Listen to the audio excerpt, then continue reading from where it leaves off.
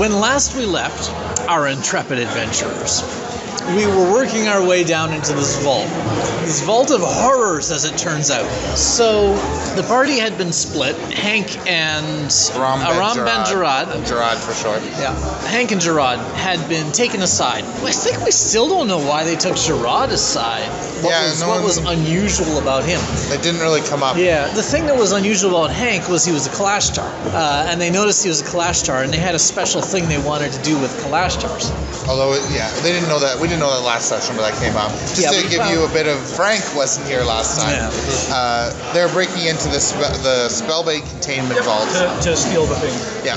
So they've all gotten into the vault, but most of the party is just in the vault, and the rest of the party Hank and Gerard were taken down there by V5, which is the very right honorable Sir 5, who's one of the 7 secret rulers guys of the facility.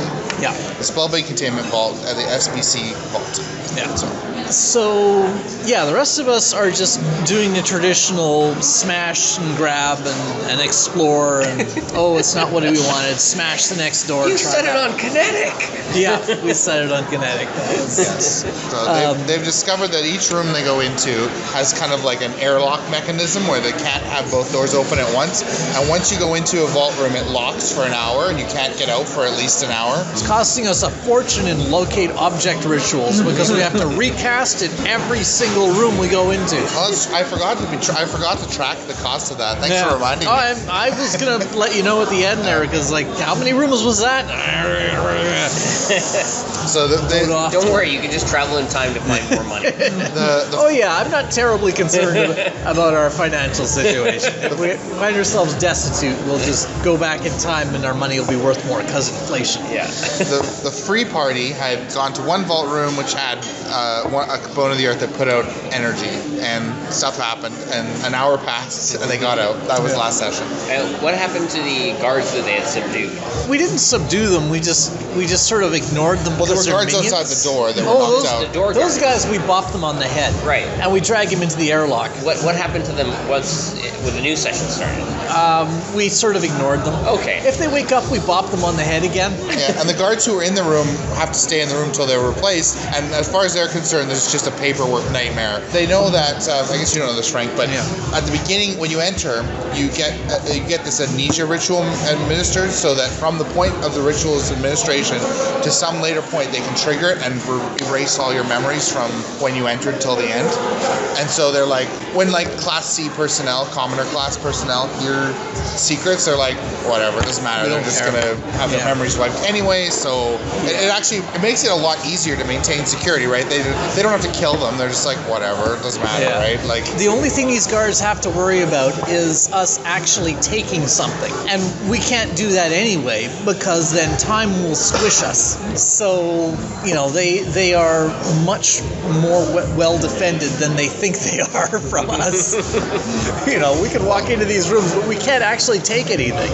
And there's dozens of guards posted at the exit of the vault, and a hugely massive door, and all these magical stuff. So that's where they put everything lynches on that pin, right? Yeah. Like, while you're in the vault, there's like a little bit of security to stop you from running rampant, but it's really easy to overcome. But it doesn't matter what you do because you're not getting out. They did the thing Bowser never thinks to do. Put all the toughest monsters and stuff right on the first level and squish Mario the moment he gets in, instead of stringing them out over the course of the entire thing and only using your tough monsters after Mario's killed 99% of your population. Do you remember that Order of the Stick where the Zycon is laying out his dungeon and Red Cloak says, so should we put all of our monsters at once to kill the Order of the Stick when they first come in? It's like, no, where's the fun in that? I don't really care about stopping them. I'll just kill them when they get here. This is for entertainment. Put the minions in little groups of 1 or 2, no clumping, just, one by one, and I'm going to watch from here through my crystal ball. Yeah, Zycon actually has a reason to do that. I like that. But anyway, so they actually have designed this well, but only from their preconceptions about what people coming in here are actually wanting to do and how they're trying to escape. I mean, they don't think, what if the people get in a vault and then time travel out of there? That's That's not something not they on their designed list. for. So Yeah. So Gerard and Hank are taken into the vault, and they're taken down to a level that we haven't been to yet. And in this level, there's a couple of rooms, and Gerard is sort of sent aside to this other room to wait. And V5 and a bunch of really high-level guards take Hank into this other room that has this table with straps on it and stuff to strap a person down on. well, before they took him there, they did just interview him for a Oh, while, yeah. which is what took most of the time. Didn't they do it in that room? No, they first they sat in a room with 2 chairs and a table. Sorry, I thought they did it in that room. Okay, never mind. Sorry, Doesn't- slight revision. Well, whatever. Yeah. It's not that critical because it's not that much to tell. But Yeah. the V5 asked him, so how did you become a Kalashtar? And Hank knew that he was terrible at bluffing, so he just told him. He told him the whole story of how he was like artificially Kalashtarized and Yep. how someone did it, and he tried to protect their names. But then Yeah. V5 said, so the person who helped you, could you give me their name? And I was like, well, she has a complicated name. I can never remember it. And he's I like, was it's a gnome. So is it perhaps the gnome that was on the roster with you? Yes. The wait, gnome, whose name we didn't note down, despite how often Cricket tried telling them. Although the name, I guess, was on the roster because she manually wrote it on. She seized it from them and physically wrote her name. So now he has her name, the gnome who did the artificial Kalashtarizing. That was a Jenga block. And Because now the Spellblades have interest in Serendipity, Van Gogh Strider, Malora, Toppler, Tower, Shepherd, Soul, Strider, Time, Doom Delayer, and 17 years from now, when there is such a person, they will be like, interesting. We've got this name in the records. so he gave a note to one of his guards to go deliver to the top once the airlock let out. Yeah, after interviewing, it took a while to tell the story. It took, almost an hour to tell the story. And Which was good because of the hour-long locking mechanism. and meanwhile, the other party their thing had gotten out before, and they came out in the hallway, and as they were coming down the stairs, they saw guards shoving Hank into a room, and the door slammed, and then they were locked out for an hour. Yeah. So they knew that Hank and Gerard were in there, so they just knocked out the guards and were just Waiting sitting there around waiting for an hour for the door to unlock. Yeah. Did we knock them out at the beginning of the hour, or did we? Because those poor guards. I don't know. It's like TV. You knock people out and they're perfectly fine. Yeah. And then we ignore them for the rest of the game. Yeah. Guards dealt with. Yep. Yeah, the guards in the hallway are all just minions. It turns out that in enough numbers they can do stuff, but whatever. Yeah. 2 guards are they can knock them out. Yeah. We mainly keep an eye on the non-minion guards, like the ones that wound up with Hank in So they take him into the room with the table with the straps. And he explains that it's the straps. Hank is Hank's a little concerned. upset about this. He's concerned. Yeah, but he explains that it's just because it hurts a little bit, but it's fine. You'll be fine, and it's just, remember you're getting a year off your sentence. It'll, long term, no problems. It just hurts enough that we usually like to strap people down. Mm-hmm. But he's being very evasive about what it is and all this sort of stuff. Yeah. He won't give any details. And Hank is getting rolling increasingly, lots and lots of low insight rolls. but still. He'll roll his insight and be like 25. Seems legit. Yeah. So, But even though it seems legit, it's still like, we want to strap you down on a table and we're not going to explain why. Well, and there's no benefit to him because he isn't really getting a year off his sentence, right? Like if he was really a criminal getting a year off his sentence, you might buy that, right? Yeah. But there's actually no benefit to him except that he doesn't really want to start a combat, but ultimately he has to get away from these guys. So really, The there's combat no is real gonna start. reason to get in. It's just a question of, can we wait until a more advantageous moment instead of Hank all on his own in this room surrounded by high-level guards? So V5 says, get in the chair, and Hank thinks about it for a minute and says, no. And then V5 just nods to the guards, and they all grab him, and they're all, there's all these guys grabbing him, and we did this opposed athletics check. Hank did awesome. Yeah. And so he beat it by, I think, 2, because he was being grappled by 8 guys. Right, yeah. High-level guys. He pulled himself free and drew his weapon, and V5 sighed and just said, you know the drill, and they all just drew their weapons. And they all go at him. Yeah. It was a fantastic round. It was amazing. Let's see, how did it all go? The first one hit him with this slicing thing. Oh, the thing and with he the... teleported away. Yeah. That was the honor guard. There was the honor guards with the tough ones, and there was the elite guards and the regular guards. Yeah. And there were 2 honor guards. I think there was 5 elite guards in that room. This one was with Gerard and some regular minion guards. And it was like 20 ongoing damage from this slice or something, just bleeding out or something. He teleported away from the first one, but the second honor guard got him with this. Remember, we're doubling damage to quicken combat, so it was 20 ongoing damage, and it did 50 damage, and all these guys, like, that was after being doubled. Yeah. And then all these guys piled on him and just wailed on him. Even the crappy guards were shooting their crossbows at him, and they reduced him in the first round to 9 hit points. Mm-hmm. And he had ongoing damage that would take him down. Right. But he had his own bullshit to pull. I think the ongoing damage came because on his turn, it doesn't really matter, actually. Yeah. He did. So I can't remember the names of all these things that people use. He had a potion of invulnerability that he had bought from the Oodlands, and he bought a couple of them. They're quite expensive, and you chug it, and it gives you resistance 25 against all damage, which makes all the ongoing damage and stuff moot. And and then he I think this was an ability of his where he got this thing where he turned invisible and teleported. Yes, he turned invisible to the end of his next turn, and whenever he hits an enemy, he can teleport. Yes. So he did that and started hitting an enemy, and he teleported next to the door, and no one knew where he was. And it's a very small room, though. Yeah. And so, but as people are churning around, he gets opportunity attacks, and every time he does an opportunity attack, he teleports. And he's invisible to the end of his next turn. So they were just like getting hit and not knowing where the heck he was. And V5 told them to guard the door, which caused one of them to bump into him, but he just teleported away. And eventually V5 was just swing your weapons randomly and just attack him. And so I just had people randomly roll where they hit, and they all just started attacking in the darkness. No one hit them. They were all just flailing in the air randomly. All these high-level guards. No one had an area effect spell. Even V5 was a caster, but none of his were area effect. Pick a random square and hit it. And they had no way to disable his invisibility. It just lasted till the end of his next round, which is not that long, but it was enough. That reminds me, V5, his only spell, he did get off his spell attack during the first round, and he said in some ancient, scary sounding thing, which just meant flay his flesh in ancient Elvish.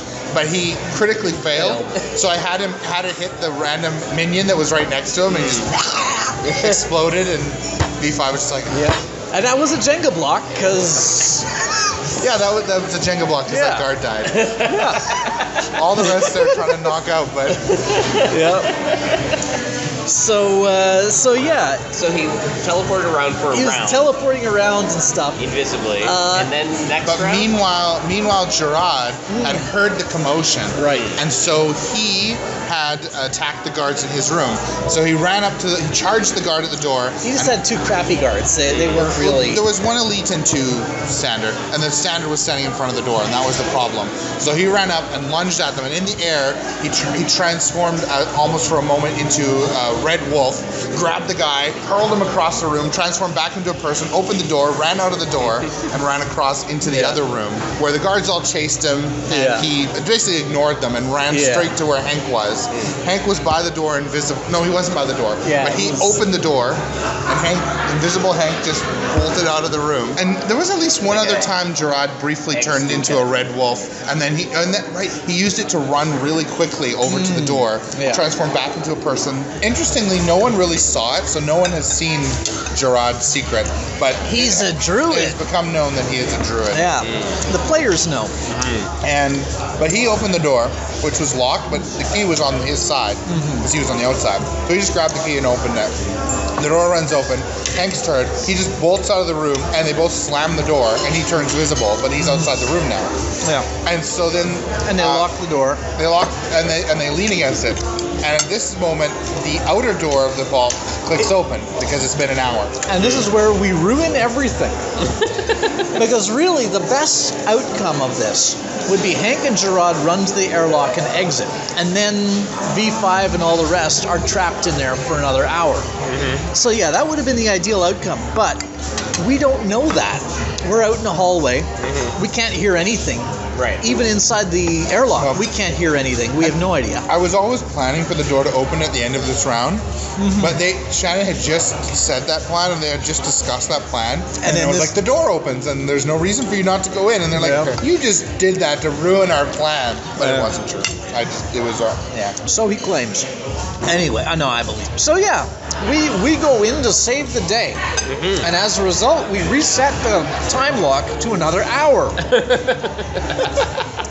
So we go in there, and V5 and all his high-level guys, they're pounding on the door, trying to bust it open, and Gerard and Hank are doing stamina or not stamina, athletics and endurance checks to hold it. And they're winning.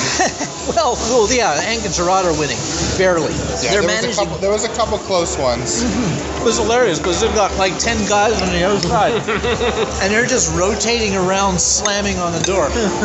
Meanwhile, the guys that have been guarding Gerard are just a couple of relatively low-level guys, and they're sort of standing around. They're like, "Should we fight these super tough guys? What's going on here? We don't know." I think before they could even decide, you guys burst in. Yeah. I think I'm a little confused about the layout. There's the airlock room. There was a kind of an ante-room kind of a thing, an entrance room.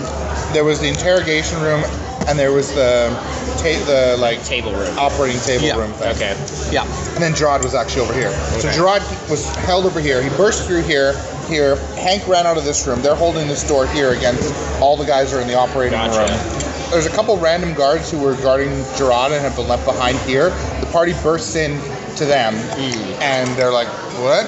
And I think there was a little bit of combat with those guys. A little bit. And then the bad guys went, and V5 got his turn, and he shouted, "Release the husks!" And previously, between the operating room, there was a little window with a curtain to a room over here, and Hank had heard sounds of husks in there and chains, and so he says, "Release the husks!" And a voice from the room goes, "Are you sure?" "Yes." So there's a sound of chains, and a minion guard comes bursting out of so there was the entrance room, and there was a room here that there was a curtain to, but you had never seen.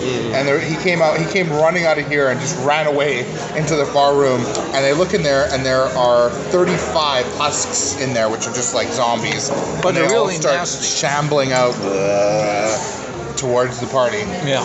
So we slammed that door too. And Serendipity, Van Goldstar, Malor, top of our tower, Shepherd Soul Star, Doomdelayer, cast Hold Portal on it. And now we have two doors, each with quite a fair fight behind it, slamming at the doors, trying to get them open. Yeah. And you have an hour to wait until you. Now we got an hour to wait. And zombies always get through doors. Eventually, yes, they will tear their way through the door. They'll rip it down. So, interesting challenge we're in. We get the guards that had been guarding Gerard to help hold the husk door, because the husks will kill them too. Yeah. We decide not to have them help hold the door his boss is trapped behind, though, because that would be a little bit of a conflict of interest. Yeah, the husks had already killed the minion guard, so there was just the one elite guard left, and he was like, "Yeah, let's." I'll I'm all help you. for I'll holding help you hold the door with the zombies behind it. So that buys us a little bit of assistance there, but we need to secure these doors, both of them, for a full hour. So we're quickly going through our abilities. Gerard has the ability to make a wall of stone, but it only lasts for an encounter, so it's like 5 minutes. Yeah. And then Serendipity, Van Goldstar, Malor, top of her tower, Shepherd's All Stars, Doomdelayer, notices or remembers she has stone shape, and the walls and floors and stuff in here are stone. And so she's going to use stone shape to seal, put a layer of stone 10 feet thick over the door. And Gerard, a druid, also has stone shape, as it turns out. And so, both of them are like, okay, you guys keep those doors shut while we cast these rituals. one for each door. Now in Pathfinder, stone shape only affects non-worked stone. Well, it's a good thing John didn't think of screwing us that way. Okay. But, so we have to do a bunch of strength and endurance checks to hold these doors while those rituals are being cast. and we manage it. But Close. it turns out V5 is also a ritual caster, and so John rolls randomly to determine whether he knows stone shape. And he does. So it turns into a wizard duel. Yeah, because we could just have it like go back by the rules, but I was like, no, it's going to be an Arcana off, stone shape versus stone shape. Now there are two stone shapers on one side, and there's V5 on the other, but he's higher level. So it was this epic battle with all the stone was like rolling and roiling like water, and there was hands grasping out to get you, and there was a huge epic stone battle between them, and finally, bam, the wall closes, and they hear V5 thudding. So far. It's good. Yeah. Great team. Thudding against the operating table on the far side as He wears hurled that. back in failure. And So they need an extended rest before they can get their rituals back in there. We got 8 hours we've sealed them in. yeah, and so all they hear from the other side is,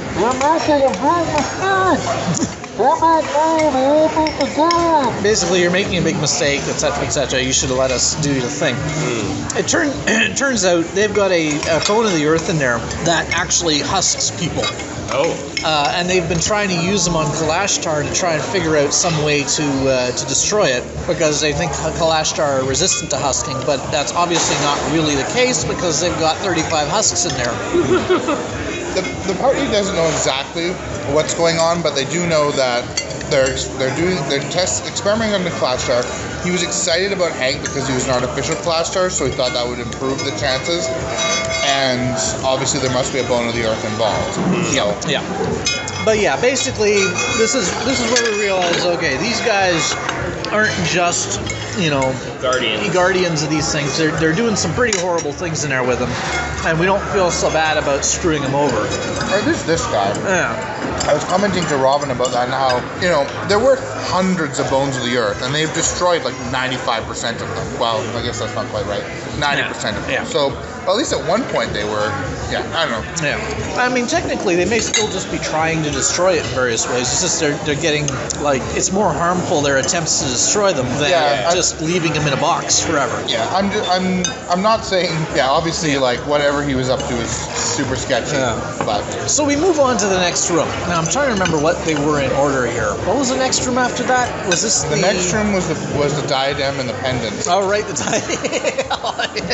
So, okay. It was another room, a multi-room as I called it. Exact same layout as the other place because they're all replicas of each other. But all the rooms were basically empty except for the main room, which had a kind of like an armor stand with a little cross piece, 5 hook. On the center hook is a diadem with 4 waystones embedded in it, and it's clearly a bone of the earth. It's carved like the bones of the earth. And there are 4 pendants labeled 1, 2, 3, 4 in Old Elvish, also bone of the earth material. And there's no guards or anything in here. This is a hat on a rack and the 4 pendants. So Croesus is like, we shouldn't touch anything. We should just wait for the door to unlock and then we'll leave.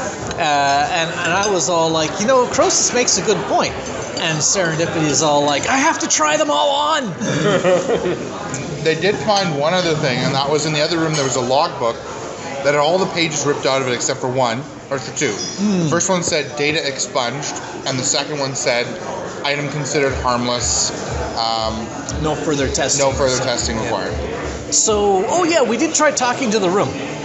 Serendipity Van Goldstrom, or top of our tower chef, Soul Shot, Doomdelayer, tried casting, what is it? It's Read Room or something like that. It's where you can ask the room questions. And we got into a bit of a fun discussion with Gerard, where we told him about how we'd made friends with rooms before.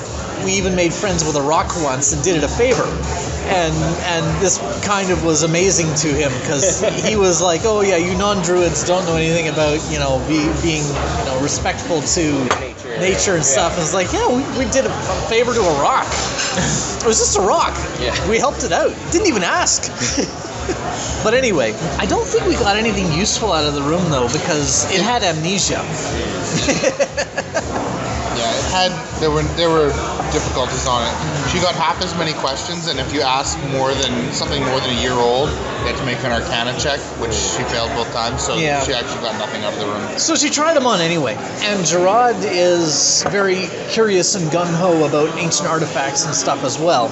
So Gerard is an enabler. So yeah, Serendipity put on the diadem, and Gerard put on one of the pendants. And as soon as Gerard had the pendant on, one of the 4 gems on the diadem sort of flashed or something like It was that. glowing, I think. Glowing, yeah. And so Serendipity pushed it immediately. Because they had determined they were buttons, like you could press. Yeah. It's like, oh, it's a glowing button on my head. At which point, Gerard turned into a perfect duplicate of Serendipity, Vengol, Malor, Topper, Tower, Shepherd, Soul, Strider, Time, Doom Delayer, under her direct control. Oh. He was helpless as she was able to do Her that. normal form just stood there, and Yeah. it was just like he Yeah. was Serendipity, completely in control of him. And Serendipity was all like, oh, this is cool, cast spells, whatever that, and then push the button again, and Gerard comes back, and then he screams because he'd apparently been in agony the entire time. And then he was like, that was cool, we should try it again. Well, Serendipity really wanted to test if spells worked, because she Yeah. hadn't cast them the first time. And he was like, okay, let's try it again. Yep. So, but Robin asked me first how badly it hurt. She asked if it hurt like labor. I said, no, it hurts like stubbing your toe all over your body. And she was like, oh, okay, I'll try it again. And this was where I was just sort of like watching them with total aghast. Out of character, I was watching with total aghastness. In character, I'm sure Cricket the same thing. Because, yeah. What the hell? So yeah, she cast a spell. It was a perfect, exact replica of her. Completely whatever. So Once she you press her encounter, you just cast an encounter spell and lose the encounter spell? No, we or- didn't try test that. We couldn't take the thing anyway, so yeah. So we decided, okay, it's fun and painful and all that, but we can't take it. It's not really useful to us, so we left it behind. Moved on to the next level. And Croesus was really upset about everyone messing around with things and blah, blah, blah. And Cricket was just horrified by what was going on, but of course couldn't intervene because Serendipity. So we moved on to the next room. This was the Rod of Wonder room, I believe. Yeah, I shouldn't give that away. That's like totally a spoiler for the room. We'll tell him in a minute. What's that? We're going to tell him, it's not really much of a spoiler. We go to this room and we find... I'm going to talk about the poster. Oh, the poster, okay. Yeah. I'm just looking it up though. So yeah, Well, you waited I'll an describe hour. the room. Yeah, and we waited the hour, we go to the next room. The next room also has no guards, at least inside. I think there was some outside that we bopped on the head or something. Do what, like an hour and a half? Oh yeah, we're just going hour and hour and hour. We're probably Use an getting hour and a half hungry at this here, point. Like 8 hours of number 5 being trapped. Yeah, yeah. So in this, it was one of the big rooms with no walls in between.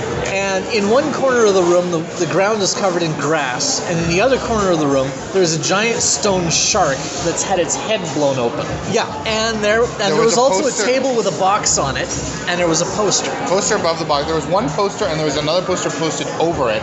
And the poster posted over it said, all activities in this room are forbidden until further notice. And they pulled off the poster and looked at the one underneath, and it was a tournament roster.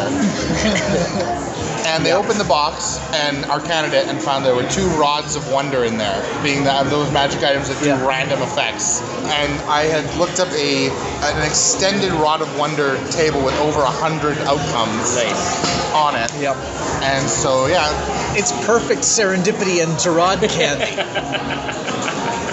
they noticed that Kalinar was on the roster of the tournament, but he lost.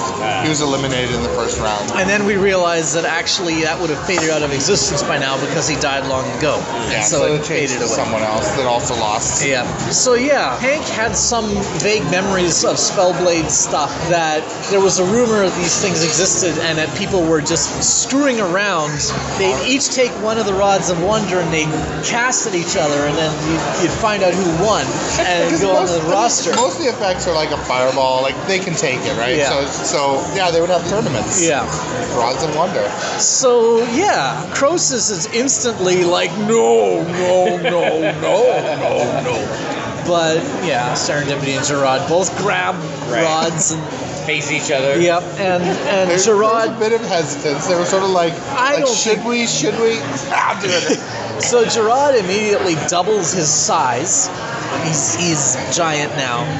And then Serendipity uses Gerard and gets the same result and doubles her size, so now she's human Out size. of like 100 results, she got the same thing. Exact same result. And they're laughing up a storm.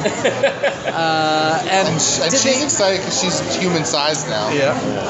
Now, I can't remember, did Hank use one or did it get used on? Hank decided to use it. Yeah. Hank did decide to use it. He was like, I'll just do it. And he used it, and he got reduced to 1/12 your size. So he shrank down to this little thing. And Croesus was getting more and more upset. He was just getting like, he's like going to violently grab these things and enter combat. And break them, yeah. Well, he can't break them. I think, and Serendipity did also used it before this again to, she shot it at the wall and it made a blast. No one knew what it was, but it was exactly like a blaster from Star Wars. It blew a hole in the wall, which was actually, well, it was a disruptor beam from D20 Modern, but it was actually on the chart. So it was super unlikely, but because it was you had to get uncommon and then roll 100 on the uncommon. There was also rare, which was like those are mostly bad ones. Yeah. And then Serendipity gave Cricket the rod and said, "Use that if you want to." Yeah. Do you want to do it, Cricket? Yeah. She's like, yes, ma'am. So she, it's like I was very like, oh, it's okay, I'll do it. And they cast mass invisibility on the whole party, which lasts until one of them attacks, which is actually handy. That is handy. Yeah. But Croesus doesn't. The problem Croesus lost at this point, Croesus loses it, and he's like, no, put them back right now. Because in his mind, Serendipity she was messing around and endangering her own life, but she gave an order to her slave to endanger her life, and that was unacceptable, and Croesus lost. Yeah. And it was interesting because they were like, it was like a massive fight, and I kind of felt like because Croesus and Serendipity, their players are married in real life, and they were like, it was getting fierce, and I was like, I feel like I'm a homewrecker.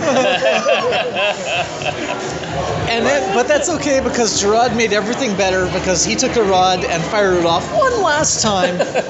Well, invisible, and so no one could tell. Launched a fireball. Everyone's invisible, so he has no idea who he's shooting at or where. Randomly rolled to see who amongst the party gets caught by the fireball. Only one person did. Croesus. At which point, Croesus is about ready to start combat, and that would ruin our awesome invisibility we got. But also Gerard is like, yeah, okay. I just blew up Croesus. I'm gonna put it away now.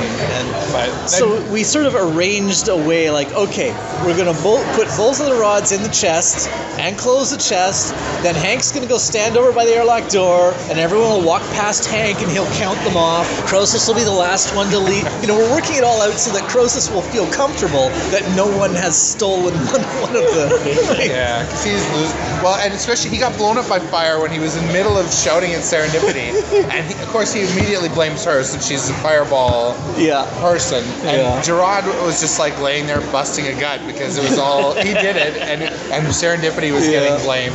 Yeah. Eventually he did confess and kind of apologize to Croesus. Yeah. And that somewhat diffused the situation. Yeah. But that to save Tim and Shannon's marriage. That was a super tense thing. Anyway. So why is Croesus seems even more sensitive now? Bones of the Earth are carved from waystones, so they're horrible corruptions of waystones. The Rods of Wonder are like pure chaos magic. It's like, it's taken waystones and made them into chaos engines, and I thought we fixed Croesus in that one episode. Although it's actually, he's more intense about this, but in some ways that's because he's fixed, because if he could just believe this was all a dream, he could just blow it off. He'd be like, whatever. Right. Yeah. But now he's like, this is actually real. Right. What's happening is horrible. Yeah. I can't let this stand. Yeah. And especially because it's Waystone, so it's close to home. So he's like, no, from now on, from this point on, no more messing about. Don't even touch the Waystones. Nothing. We're not going to mess with them with anything in these rooms. We're going to check and move. So we go to the next room. It's one of the large rooms, and it has 3 stone trees growing into it, up and through the upper catwalks. And hanging from all the trees are all these. They look like hanging fruit, but they're Waystones. And there's a sign up. Yeah, there's like a big sink full of some steaming purple liquid, and there's an anvil and a hammer and some tongs. Yeah, let me just find and there's another poster. And a poster with a detailed procedure on it. Yeah, let me just read it. So there's a poster. It says, "You must follow this procedure. Deviation from this procedure will result in severe disciplinary action. 1. You must work in teams of 2. 2. Partner 1 picks a single Waystone and places it in the basket that partner 2 holds. 3. Do not attempt to pick more than 1 Waystone in a batch. 4. Both partners hold the basket steady and bring the Waystone to the neutralization bath. 5. Both partners carefully lift the stone into the bath and release it into the bath. 6. Do not touch the neutralization bath. 7. Turn over the sand timer. 8. Once the sand timer is complete, use the provided tongs to pull the Waystone out of the bath. 9. Do not touch the Waystone. 10. Place the Waystone on the resting pad. 11. Turn over the sand timer. 12. Once the timer is up, you can place your hand on the Waystone for 1 minute. 13. If you sense a regular beating rhythm, destroy the stone immediately with the provided anvil. 14. Otherwise, you can safely place the Waystone in the satchel that was provided for you when you entered the vault. 15. Do not attempt to take more than 10 Waystones in a single session. You must follow this procedure. Deviation from this procedure will result in severe disciplinary action. So this is basically the Satan pit for Croesus. There's these, Oblin have a heart that is a Waystone that beats. Right. So basically, and they somehow taught Waystones to come to life and have a beating heart. That's what a Oblin is. They grow out of them. So this procedure is all about basically making baby Oblins and then immediately killing them if they are alive, because they only want the dead ones. So Croesus, without a word, flips the sink with the neutralization stuff, smashes it, topples the anvil, and breaks the hammer. And then he goes over to the trees with the Waystones, like, don't touch the Waystone. He goes over there, and he's able to sense that 4 of them are living ones, and so he goes to grab those out of the trees. Yeah, he goes over the tree, and he senses that 4 of the Waystones in the trees have heartbeats already. Right. And so he's going to go and rescue those. He also sensed that there's some kind of magical effect on the stones over and above a normal Waystone, but he doesn't know what it is. Yeah. And the rest of us are all just sort of standing back because, Croesus has already been on the edge of flipping out. And now he's told everyone, don't mess with the stuff in these rooms. Yeah, we don't want to mess with the stone. We're good and obedient and careful. Yeah. And we're not. Meanwhile, he's flipping out. Yeah, flipping the sink, pull the Jenga block. Yeah, he's just like Jenga. So yeah, he picks 3 of these living Waystone fruits, and then the 4th one he fumbles and drops. Uh-oh. He makes a really bad check. Yeah. And as soon as it hits the floor, boom! It grows into another tree. Oh. So now there's 4 stone trees, and it grows a whole lot of more Waystones. Waystones. And one of those is a beating one. Right. And now the room is really crowded because it's got an extra tree in it, and that was a Jenga block. So then Croesus goes and gets the 4th one, and he's going to take these with him to the elders at the Grey Wall to have them, figure out what to do with these things. Because he's suddenly thinking, these are Waystones that can grow Waystone trees. We could plant a Waystone forest in the chasm and close it up and stuff. Because they've been trying to grow Waystones across the chasm for thousands of years. Yeah. These things just grow instantly. And he's we need to use the bones of the earth to do all this stuff. And he feels like, something to do with Waystones like this should have been Oblin business. They should have told the Oblin about it. So he's upset that they're messing with it. He's upset that they're killing them. He's upset that they're, they basically had a way to close the chasm and they just kept it a secret. Right. he's kind of upset. And he's upset at the party for messing with these things, and now he wants to mess with these things. Although they were like, well, Croesus, we'll let you do this, but we're allowed to mess with 5 rooms now. Yeah. Because you messed with a room. Yeah. So, yeah. He's carefully stashed those waystones away. We have to be careful not to let them touch the ground because they instantly turn into trees. Right. And I think we ended the session right after that. Yeah, it was right after that because.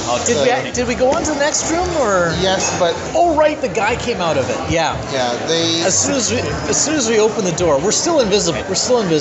So we go up to the door and there's some guards there, but they don't see us approach the door. So we figure we'll just open the door and run inside and close it. Right. And they will be like, oh crap, an hour. Yeah.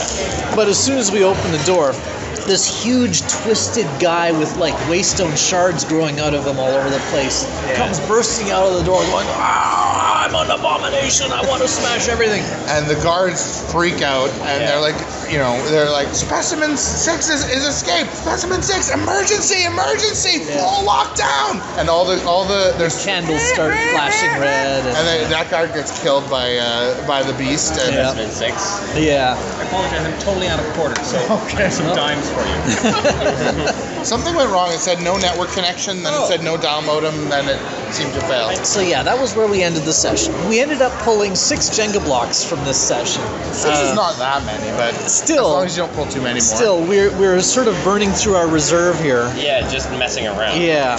So you really should have listened to Croesus at the beginning. Yes, and Croesus should have listened to Croesus at the end. He came into a room where they're farming the children. Yep. With specific instructions to smash the children on the anvil if they show any signs of life. If there's any life left after you ground them in the acid, hit him with a hammer, just to be sure. Did you ever figure out what they were getting out of them? Raw waystones. They're useful. Because the ones that aren't alive are just waystones. They're useful for various purposes. Yep. Gotcha. You can craft magic items and stuff out They of them. figured out the neutralization bath it removes that effect that makes them grow into a tree. So you can just once you put them through the neutralization through the neutralization bath, now they just got a waystone. So that's useful. And it kills them. Well, they're not all alive to start with. But if they were alive. Well, the bath doesn't kill them, but if after you get the bath out, then you touch it and you feel a heartbeat, then it's alive. So then they kill it. So they're only trying to harvest the ones that are not alive. Why wouldn't you just touch it before you grab it? Well, they can't sense it like Croesus can. Although I guess they could maybe. Yeah, because they would still want to destroy it, I guess. Yeah, they need to make room for new ones to come. Yeah. It just seems much more efficient. It may be a more efficient procedure. Yeah. So yeah, that's for this. Those who are in the baby harvesting business may not be that concerned about efficiency. Well, they don't really. I don't think they think of it as baby harvesting, more like resource harvesting, where occasionally you find a baby and have to kill it. They're like radishes, but every once in a while, one of the radishes has a soul. Yeah. So you kill it. The last room we did, but it was before that beast right before the burst guy out of comes out of the door. Yeah, we go into the airlock of another one of these archive rooms, and we go through, and it's I think one of the big open concept ones where they've taken out all the walls. It was actually a small one, but it doesn't really matter. Oh, okay. There was only one room of importance, so there's a room, and sitting in the middle of the room is a big urn made out of waystone. It's like one of those big human-sized vase things. It's not a vase because it's been all carved and filigreed and it has holes in it, but it's shaped like a vase. So we go up to the thing. It's not Panadar. We ping, is it Panadar? No, it's not. So of course we're going to mess with it anyway, because Croesus has set the theme now of messing with these things. We're allowed to know. Yep. He started it. As they're exploring around the other rooms and they're finding out they're empty, and as they're doing that, a couple people hear a squeak come from the vase. And Hank, I think it is. Like a mouse squeak or like a hinge squeak? Hank was the only one who missed it. Like a mouse squeak or something. Yeah. And someone, must have been Gerard, I guess. It was Gerard. Had like a crazy good nature check, and it was clearly no creature that they knew of. Mm-hmm. Okay. But it was like some little mouse squeak. Mm-hmm. And Gerard has this weird thing about vermin. He's completely freaked out by them. Oh. Because apparently on a previous adventure of his, this was a backstory that, Robin made up. Mm-hmm. He was doing some, tomb raiding in an Egyptian void tomb. My brother. So I was just thinking, I was like looking at the thing, thinking. And there was some trap where he opened a box and like insects started crawling out of it and falling out of it. Okay. So as soon as he's like, oh man, there's mice or something like mice. Mm-hmm. He was like, okay, everyone stop. I'm going to cast this ritual that shields an area against vermin. Mm-hmm. And then we'll have a safe zone that the bugs can't get to. So he put basically the side of the room between the urn and the door is warded against vermin, and they can't enter it. If they're in it, they try to get out of it as quickly as possible. Okay. Full stop. So even if they're a swarm. Mm-hmm. So whatever. So then, Serendipity, Bengal Starmore, Toppler of Tower, Shepside Strike, Doom Delair. And Toppler of Urns, perhaps we should add on to this.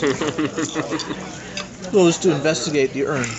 And in the course of her investigations, it's an Arcana check, but in order to do an Arcana check, you can't just stare at the thing. You have to sort of tinker with it. Right. She puts her hand inside it, and something bites her hand. Except Guardians counter it, and it bites my hand. And in the course of Guardians countering, I knock the urn over. And the urn is super tippy, almost like way tippier than the physics of the urn should allow for. It really wants to tip. It wants to tip. Right. Which may be why they didn't, put some bracing or something. So the urn tips over away from them. Oh, and Cricket had already seen. She pulled her hand out, and this weird little kind of blurry monkey dog thing. Yeah, blurry monkey dog pale thing starts chewing on her hand. And she pulls back, and it's in the vermin zone, so it jumps out. The thing tips over, and these things just start pouring out, like hundreds of them. Millions, just start, billions. and they all start running towards them, and they get to the wall of the vermin anti-vermin zone, and they just all stop, and then they just start piling up and piling up and piling up till they've filled the whole other half of the room, trying to get them, but the party's just standing there. And they can't get them. Yeah, and so we back to the airlock we go. You didn't bother fireballing or anything? No. Because they're all trapped there for more than an hour, so... Mm-hmm. Leave it to the Spellblades It'll to be a deal with. Spellblade's problem. Well, not quite. As it turned out, after we retreated into the airlock, and we just sort of okay, we're just going to wait for an hour to do. There was this huge explosion sound, and so we peeked through the door, and it turns out the Spellblades actually set up some kind of automatic purge system that blows up the room on a regular basis. Yeah. Once an hour, it fireballs the room and then dumps an acid spell in there too. So the room was momentarily clear. And so Serendipity, Van Gogh, Starmiller, Toppler Tower, Shepherd's Doodler, uses Mage Hand to pull the urn upright while there's an opportunity to stop more of these things from pouring out of the urn. Of course, some did in the time, but they're still stopped by the vermin thing, so... And then we retreated back into the airlock. They didn't leave it in a state where there was thousands of them spawning to be incinerated until someone bothers to come into this room. Well, that's good. Yep.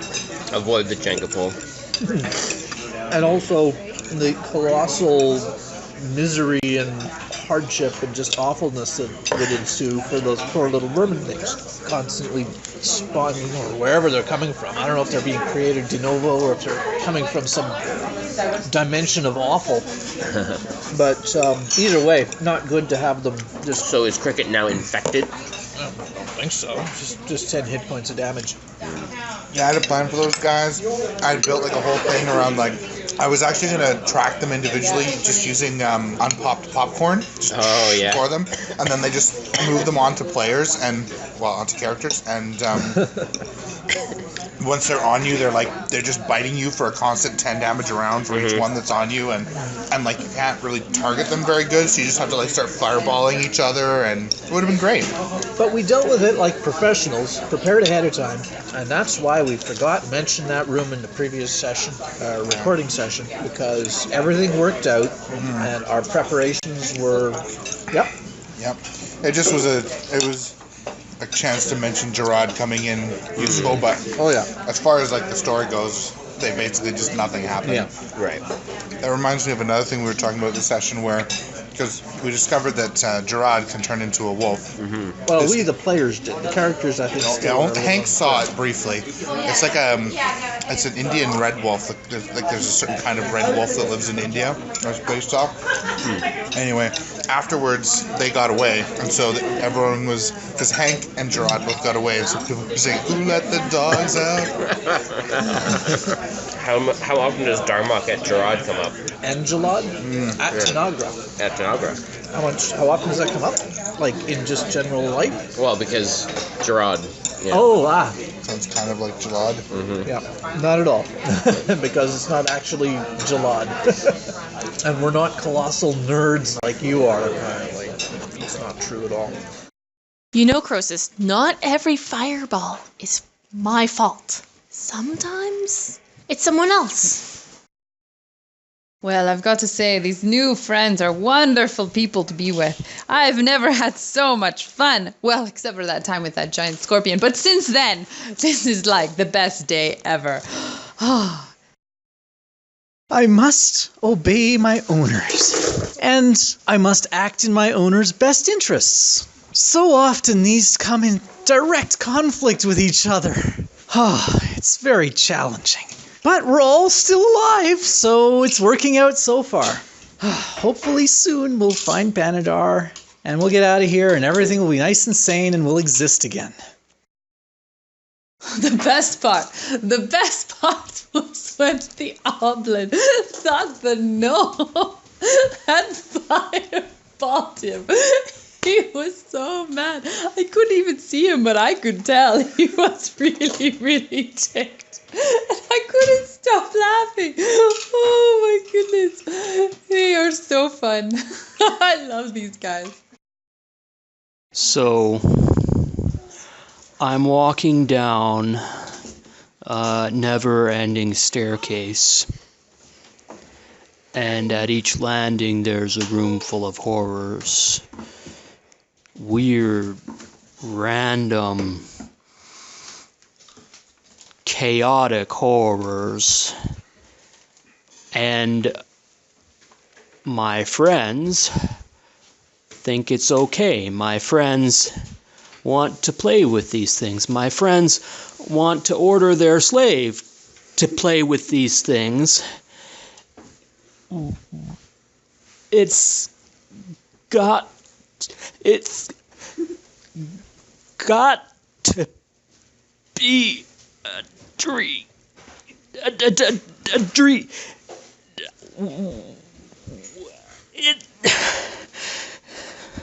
Why do I think this is real?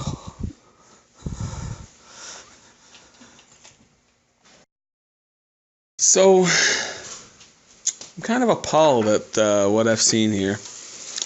The Spellblades are supposed to be containing and ideally destroying these artifacts, these pieces of the Codex, the bones of the earth.